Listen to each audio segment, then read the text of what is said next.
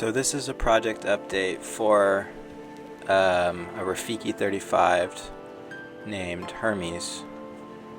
I've been working on this project for on and off for about a year. Started in the summer of 2025, and at the time of this audio recording, we are into March of 26.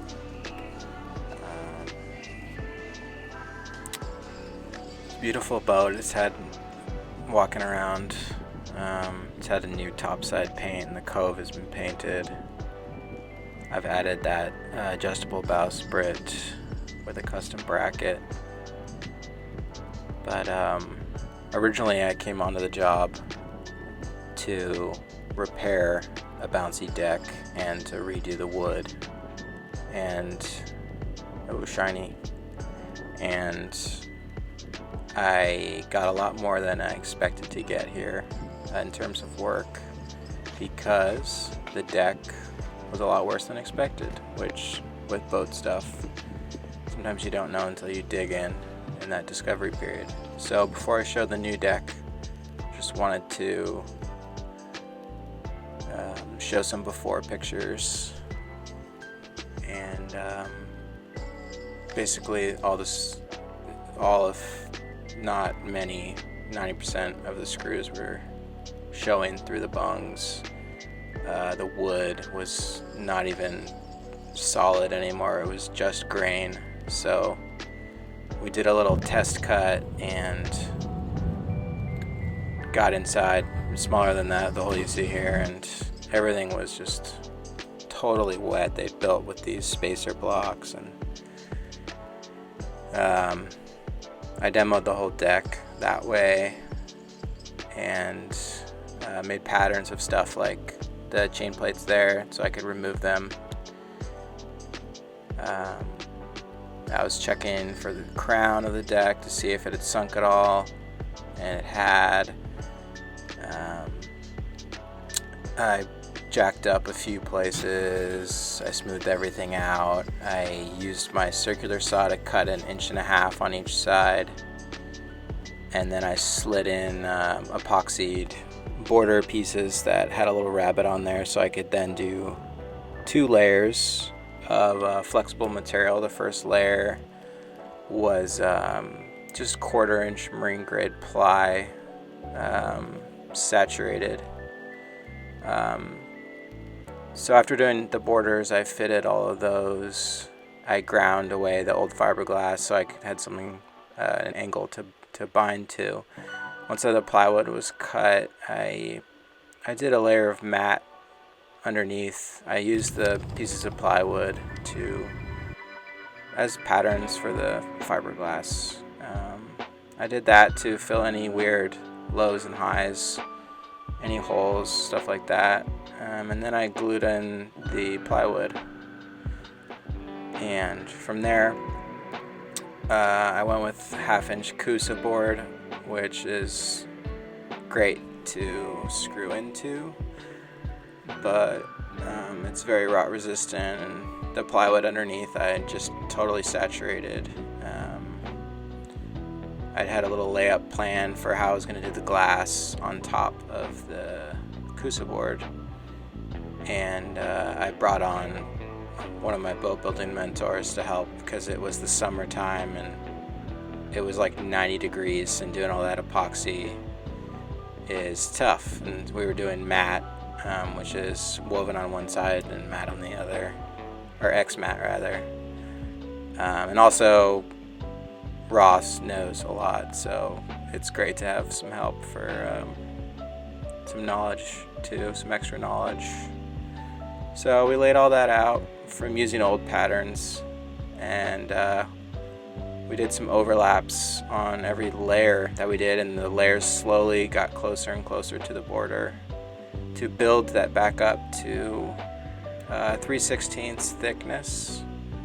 From there, we faired in all the edges with fairing compound before the last layer, and then we did the last layer, and from there we did one more pass. This this is me sanding with a big torture sanding block, torture stick or whatever. It was brutal to get it nice and fair. And then from there we primed it. So it's kind of a far cry from what it was before. And it was totally sturdy, like just it felt like you were walking on land at that point, which was the owner was super happy about. And from there, one of the painters at San Francisco Boatworks, here's the finish deck. His name is Troy. He's one of the best painters I've ever seen.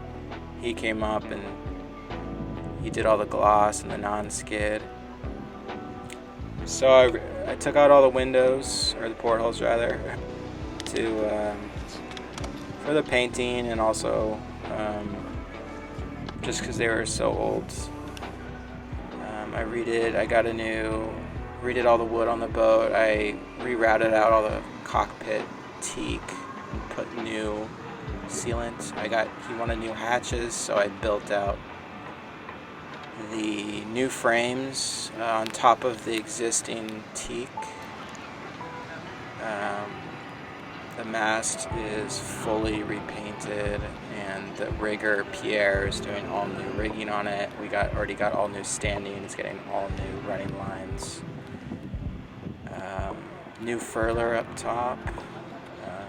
So I took the old hatches off, which I don't think I added pictures of those, but they were ancient, scratched up. And the white band that you see along the handrail is the new jackline system I installed right next to the new Traveler and Travel risers I installed. You can see that I glued in PVC so the lines can pass through and into the cockpit past the Dodger.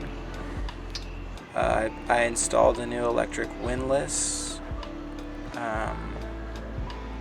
and this is the new bowsprit I was speaking about. I cut the hatch in half so that one side could be opened to the chain locker, because the bowsprit's going to be in the way most of the time, and that'd be convenient to be able to get in there without having to move that. This is the painter I was talking about. He's a very interesting man, very talented guy too. There's all new, I cleaned all the stanchions, buffed all the stanchions, and there's all new lifelines. There were uncovered lifelines. The turtle shell had to come off to get the companionway slider out. That's going to get 3 more coats of varnish. The Traveler risers are going to get 3 more coats of varnish there. And it has an all new Traveler, which is beautiful. I love new stuff. It's just so shiny and fun to work with. Winches were all serviced. We decided to keep those. The new all the companionway wood was refinished by me, varnished. All the old finish was removed basically from every piece of wood. The cockpit still needs to get painted. It's been a long project because there's just so many projects at this boatyard, and everyone has a lot on their plate. So it's luckily the owner is super understanding. But yeah, I've slowly chipped away at everything and left enough room for the painters to come in, and everything is sanded down and refinished. Here's the new companionway, and I made new louvers, which the old ones were all cracked, so I had to make some new ones for that. There's a beautiful piece of wood that you won't see much of, unfortunately, because it's on the Dodger is going to be in the way. There's a view forward, and we'll go into the boat, because when the portholes were out, the owner decided to have the interior painted. There was carpet in the V-berth in the front, and on the walls, and that was removed and sanded. My buddy Mark, I passed off these portals to him, and he just did a wonderful job polishing them, and he really took his time, and they look great. And I installed them, totally waterproof and beautiful. New paint. Those are the new hatches I built from the inside that have curved corners. Used a router template. I made a pattern of the hatches and then put that right on the tops of the hatches to route it out so it's perfectly round. Yeah, and this is the V-berth that had the carpet on the walls, which literally was like just so dusty and seemed carcinogenic.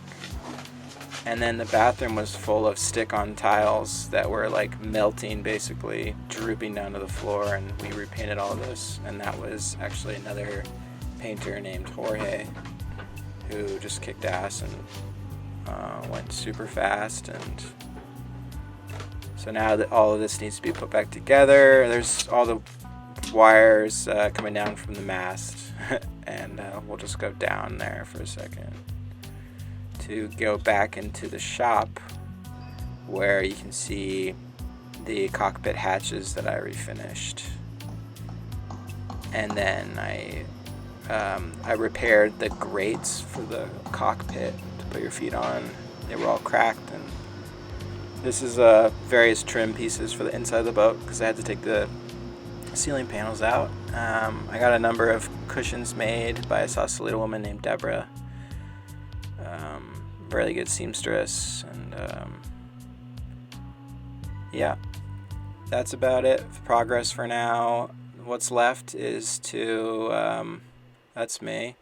What's left is to basically use the old ceiling panels as patterns for the new ones, but the electrician needs to go in and hook up all the new stuff that the owner wants. The whole boat has actually been converted from diesel inboard to an electric engine, which is pretty cool, but there's a lot of batteries required to run that. What's not pictured in this video is the Dodger and the solar panels and a few other things, but this is just a progress video for the history for the Hermes project, so please forgive. Anyway, thanks for watching, and there'll be more updates on this boat and other boats. This is the first YouTube video I'm making. I'm using all like default effects and sounds and music, so maybe that'll get more complicated later. But feel free to drop into the Instagram page. We got Beacon Boat Repair, and we post stories there. I say we, but it's mainly me for most of the jobs right now, but I'll bring people on. Yeah, go check it out. We do I do stories basically most days of the week about what we're working on, and then yeah, there's trying to do more posts, but life and all that. So yeah, thanks for watching, and stay posted, and see you later. Thanks.